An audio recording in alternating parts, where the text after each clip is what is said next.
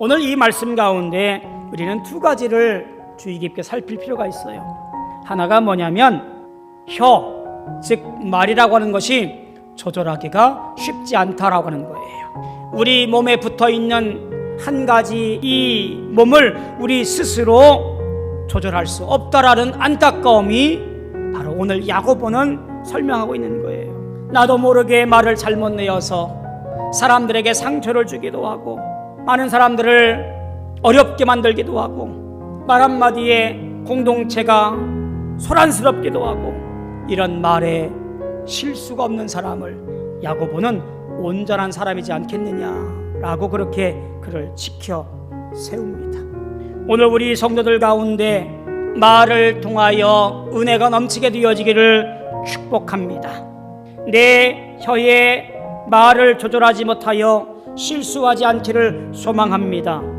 또 한 가지 오늘 말씀 속에서 볼 수 있는 것이 뭐냐면 입의 이중성이에요. 9절부터 이하에 보니까 야고보는 말과 이 말들이 만들어내는 마음의 다른 면들을 경고합니다. 어떻게 같은 혀로 하나님을 찬송하고 같은 혀로 하나님의 형상을 따라 지음받은 사람을 저주할 수 있느냐? 10절에 보니까 입이란 것을 사용하지요. 같은 입에서 찬송과 저주가 나올 수 있는가? 라고 하는 것을 말해요. 야고보는 말합니다. 내 형제들아, 이것이 마땅하지 아니하니라. 삶이 어찌 되었든 모르겠습니다. 세상에서 어떻게 살았든 저는 잘 모릅니다.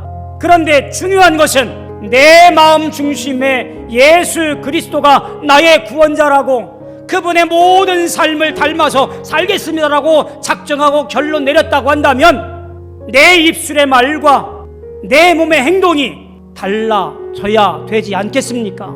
그렇게 노력해야 되지 않겠습니까?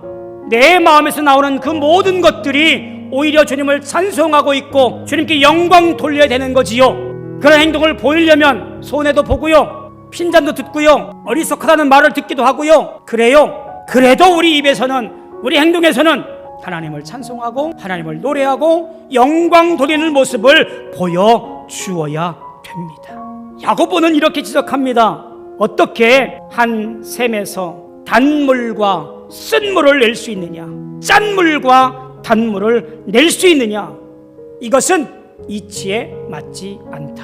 하나님의 형상대로 지음받아 이 땅에 하나님과 교제하며 살아가야 할 우리가 죄가 우리 안에 들어옴으로 말미암아 하나님과 우리의 관계가 끊어졌고 그 관계를 다시 이어지기 위해서 예수 그리스도가 저 십자가 위에서 그 보혈을 흘리심으로 말미암아 우리는 새롭게 구원받고 하나님 나라를 소망하며 살아갈 수 있는 놀라운 축복의 주인공이 되었더랬습니다.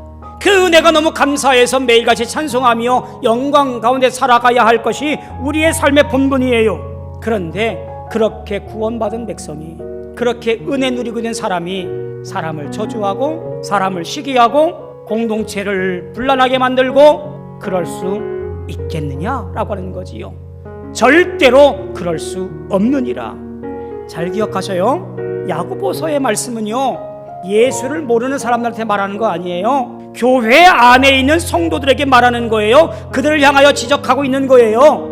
예수 모르는 사람은요, 그러려니 하겠어요. 근데 예수를 알고 믿음으로 구원받다라고 하던 사람들이 행동이 그에 걸맞지 않다면 이것은 잘못된 것이라고 가르치는 거예요. 사랑하는 성도 여러분, 묻습니다. 여러분들의 입에서는 과연 어떤 말들이 쏟아져 나오는가요? 찬송인가요? 아니면 저주와 사람을 죽이는 말인가요? 100번 들어도 순간 정신 차리지 않으면 내 혀를 조종하지 못하여 낭패 보는 일들이 우리에게 간간히 경험하지요.